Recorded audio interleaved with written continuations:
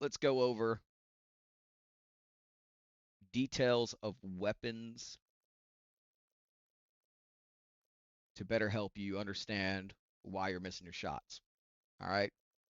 So let's go with the classic M4A1. We go to details right here. Right here. Says it does 27 damage. It is showing you the damage that's going to be afflicted to the body right here. See? So any part of the leg is going to be 16 damage. That's health damage. Arm 16. This is going to be considered your pelvis, which is 24. Chest, that's abdomen, pelvis area is what it's going to be called. Abdomen, I believe, 24. 27 to chest. So again, 16 to shoulder and arm. Anything right here, it's going to be that. And then head, as you notice, says 51 damage. So that's not a 2 times multiplier, but like 1.85. But so next thing you need to notice is right here. It says it does 1 damage. All right, that's 1 time. That is the full amount of damage. When it says 1, that's 100% damage. As you can see, that's going to drop off right around the 35-meter range. Now, if you see at 35, you're dropping roughly 18% damage. And that's going to drag you all the way out to about the 65, 60-meter range. Probably 65. All right. But then if you see anything past that, you're now down into the 70 range. This weapon is not these the M4 is not for shots out of 35 to I'd say 65. 65, you're pushing it. I wouldn't even try to be out of engagements of 35 meters with this. It's the damage reduction. Now we come here. All right. Now if you look,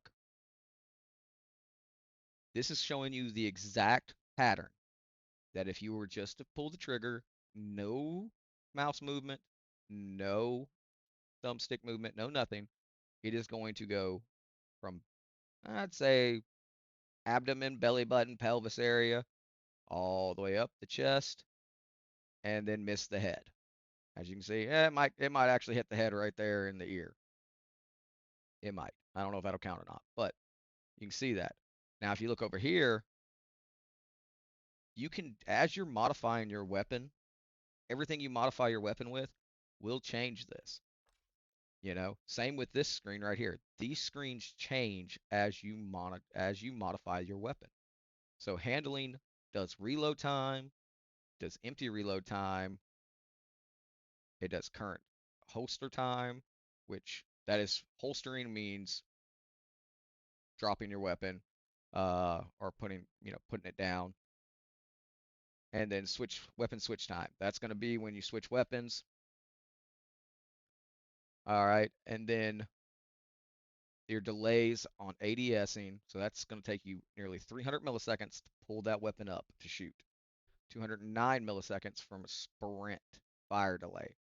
So now sprint fire delay is not sprinting to ADS. All right. So sprint to fire delay means when you're running and then you're still at the hip, how long it's going to take from the press or the trigger pull before it fires. It's 209 milliseconds. So right here, these numbers are good to know. Stability now. All right, so stability is going to be how your crosshair moves on your screen without any input from you.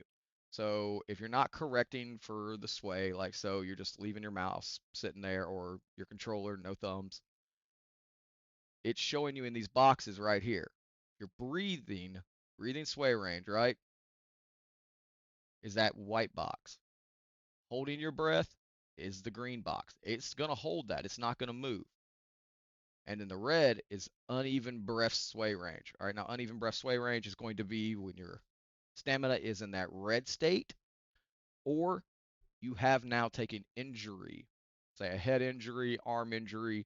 Those are going to be what affect that. Now, here we go. Accuracy. That is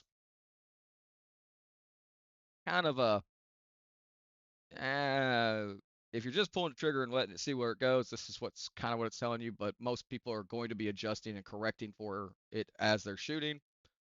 Really doesn't play a thing. But it also shows you, if you're hip firing pretty much. If you're going to hip fire, this is good for you. You're going to be a hip fire person. You're going to build a hip fire build. This is perfect. All right, so you see the current hip fire spread range while standing. Now, that is standing still. All right, standing still. All right, not moving, not doing all that. That's just standing still. All right, so as you can see, I'd say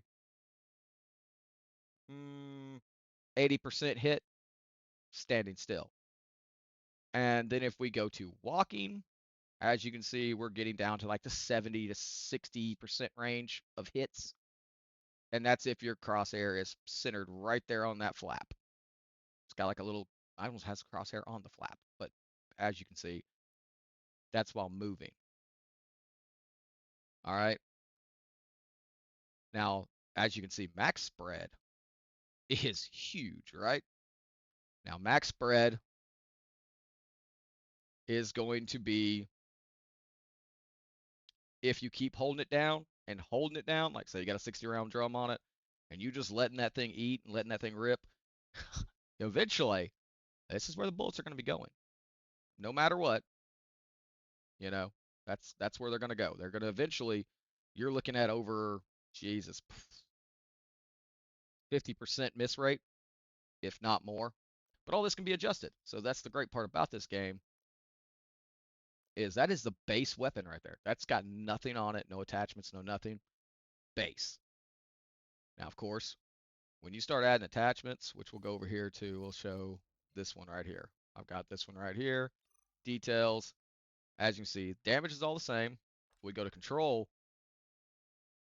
look at the difference attachments make right there.